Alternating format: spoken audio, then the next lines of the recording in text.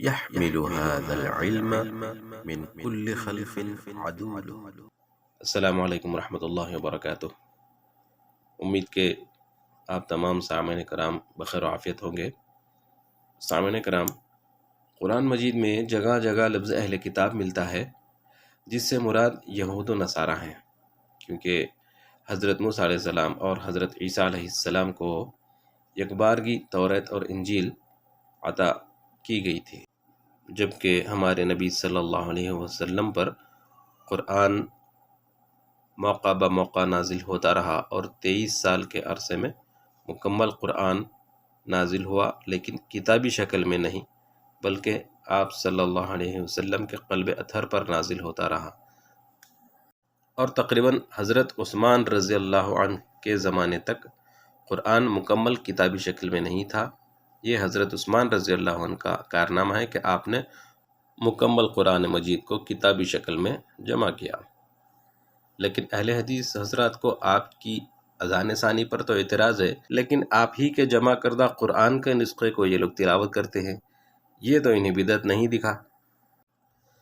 سامعین، فتح الباری میں منقول ہے کہ صحابہ کرام کا دور 120 سال تک رہا، اور تبع تابعین کا دور 170 سال، اور تبع تابعین کا دور 220 سال تک کا عرصہ ہے۔ یہ تینوں زمانے خیر القرون کہلاتے ہیں۔ اس زمانے تک بھی بخاری شریف وجود میں نہیں آئی تھی، یعنی اتنا طویل عرصہ اس زمانے کے عام مسلمان اس وقت کے علماء سے، فقہا سے براہ راست مسائل پوچھتے تھے۔ جب بھی کوئی مسئلہ پیش آتا ان سے پوچھتے اور عمل کر لیتے تھے۔ یہ جو طویل عرصہ گزرا ہے، اس میں ذخیرہ احادیث اس وقت کے اہل علم کے سینوں میں محفوظ تھا۔ پھر ایک دور ایسا بھی آیا کہ بخاری شریف اور دیگر صحاح ستہ کتابیں وجود میں آئیں، تو یہ سب کتابیں کیا ہیں؟ یہ تو ایک علم کا ظاہری حصہ ہے۔ اصل علم تو وہ ہے جو ہمارے اسلاف کے سینوں میں تھا، انہوں نے اسے ظاہری شکل دی لوگوں کی سہولت کے لیے۔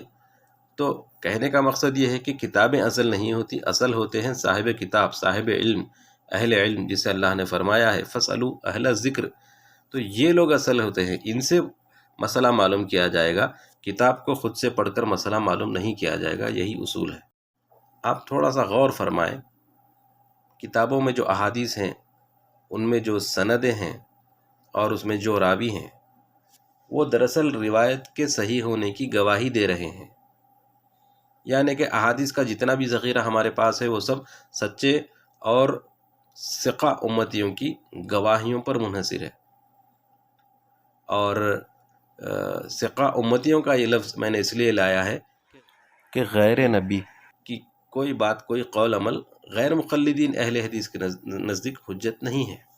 لیکن عجیب بات یہ ہے کہ احادیث کی صحت کے لیے انہی غیر نبی امتیوں کی شہادات وغیرہ، غیر نبی کی لکھی گئی کتابوں پر یہ احادیث اہل حدیث حضرات عمل کرتے ہیں، اور اس کا نام انہوں نے اطیع اللہ، اطیع الرسول رکھا ہے۔ حقیقتاً یہ اطاعت کتاب ہوئی، وہ بھی غیر نبی کی، یعنی امتی کی۔ اس پر اعتماد یہ حضرات کس اصول کے تحت کرتے ہیں، آج تک اس کا دعویٰ سامنے نہیں آیا۔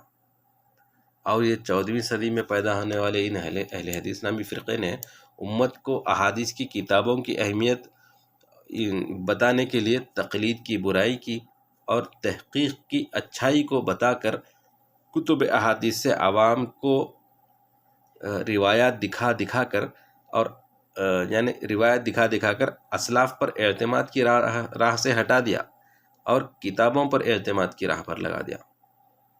یعنی کہ سلف کے مقابلے میں کتاب کو اتنی اہمیت دی کہ یہ حضرات آج بھی احناف سے سوال کرتے ہیں کہ آپ اپنے امام کی اتنی تعریفیں کرتے ہیں، اتنا ان کے علم والے، تقوی والے ہونے کا ان کا ذکر کرتے ہیں، اور نعوذ باللہ نبی کو چھوڑ کر ان کی اتباع کرتے ہیں، جو کہ یہ پروپیگنڈا ہے۔ تو اصل میں ہم حضور کی اتباع کرتے ہیں۔ تو بہرحال وہ یہ کہتے ہیں کہ کیا آپ کے امام صاحب نے کوئی کتاب لکھی؟ آپ نے غور کیا ہوگا، اکثر اعتراضات میں امام ابو حنیفہ علیہ الرحمہ پر ایک اعتراض یہ بھی ہے کہ امام ابو حنیفہ صاحب نے کوئی کتاب نہیں لکھی۔ یہ ان بیچاروں کو بہت اس بات کی تکلیف ہے کہ آخر کیوں امام صاحب نے کتاب نہیں لکھی۔ یہ سوال وہی کر سکتا ہے جو اسلاف سے بدزن ہو، بدگمان ہو اور کتاب کو اصل سمجھتا ہو۔ سامعین، یہ سب ان کے ڈھکوسلے اور بونگیاں ہیں، جبکہ اللہ رب العزت نے دنیا میں جب بھی رسول مبعوث فرمائے ان کے ساتھ کتابیں بھیجی، نہ یہ کہ صرف کتابیں نازل فرما دی، بلکہ کئی نبی تو ایسے بھی گزرے جن کو اللہ تعالیٰ نے بغیر کتاب کے دنیا میں بھیجا۔ تو اب کیا ان نبی کی نبوت کو یہ اہل حدیث نہیں مانیں گے؟ تو مقصود کہنے کا یہ ہے کہ کتاب کو سمجھنے کے لیے صاحب کتاب کو سمجھنا ضروری ہے، اس کی سیرت کو سمجھنا ضروری ہے۔ صاحب کتاب کو اصل مان کر اگر کتاب پڑھیں گے تو کتاب کا منشا سمجھ میں آئے گا۔ اب دیکھ لیجئے نا، امام بخاری علیہ رحمہ کی بخاری شریف سے یہ لوگ احادیث نکال کر مسائل بتاتے ہیں، لیکن دیکھیں امام بخاری علیہ رحمہ کے کون سے اجتہاد پہ انہوں نے عمل کیا۔ یہ جو کہتے ہیں نا آپ کے امام ابو حنیفہ نے کوئی کتاب نہیں لکھی، اگر لکھ بھی دیتے تو کیا یہ مانتے؟ جس طرح جو سلوک انہوں نے بخاری شریف کے ساتھ کیا وہی سلوک ان کے ساتھ کرتے، جبکہ امام ابو حنیفہ علیہ رحمہ سے مسند ابو حنیفہ ثابت ہے، اور بھی بہت ساری کتابیں ثابت ہیں لیکن وہ مشہور نہیں ہوئی۔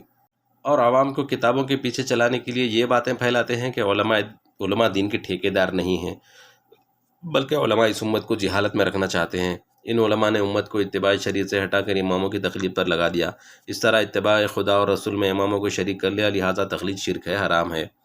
آپ کو خود سے علم حاصل کرنا چاہیے اور شرک سے بچنا چاہیے۔ اور طرح طرح کی چرب زبانی سے، دھوکے سے، مکاریوں سے کام لے کر انہوں نے امت کو اسلاف سے ہٹا کر کتابوں کے ظاہری متن اور عبارات پر اعتماد کی راہ پر لگا دیا۔ تو آسان الفاظ میں یہ کہا جا سکتا ہے کہ 14ویں صدی میں آنے والے ان اہل حدیثوں نے امت میں مادہ پرستی کا بیج بوجھا، جو حقیقی دین سینہ بسینہ ہم تک پہنچا تھا، اس باطنی راستے کی برکات سے محروم کر کے عوام کو کتابوں اور اوراق پلٹنے پر لگا دیا اور اسے تحقیق کا نام دیا۔ اور اب حالت یہ ہو گئی ہے کہ کسی حدیث کا ذکر کریں کتاب سے دکھانے کا مطالبہ ہوتا ہے۔ اسی لیے اکثر غیر مقلدین جب تقریر کرتے ہیں تو آپ دیکھیں ان کے سامنے قرآن مجید ہوتی ہے اور احادیث کی کتابیں رکھتے ہیں، بلکہ ان کے کسی یوٹیوب چینل پر کہیں بھی دیکھ لیں، یہ ہاتھ میں دونوں ہاتھوں میں کوئی قرآن اٹھا کر دکھا رہا ہے تو کوئی بخاری شریف اٹھا کر ریفرنسز دیتا نظر آتا ہے۔ تو یہ ساری چیزوں سے یہی تاثر دینا چاہتے ہیں کہ ہم اہل الحدیث بغیر دلیل کے بات نہیں کرتے، اور بیچارے عوام اس دجل کو دھوکے کو سمجھ نہیں سکتے۔ اسی لیے آج میرے ذہن میں یہ سوال آیا کہ کیا یہ اہل حدیث ہیں یا اہل کتاب؟ بہرحال اللہ پاک ہمیں ہر قسم کے فتنوں سے بچنے کی توفیق عطا فرمائے۔ السلام علیکم ورحمۃ اللہ وبرکاتہ۔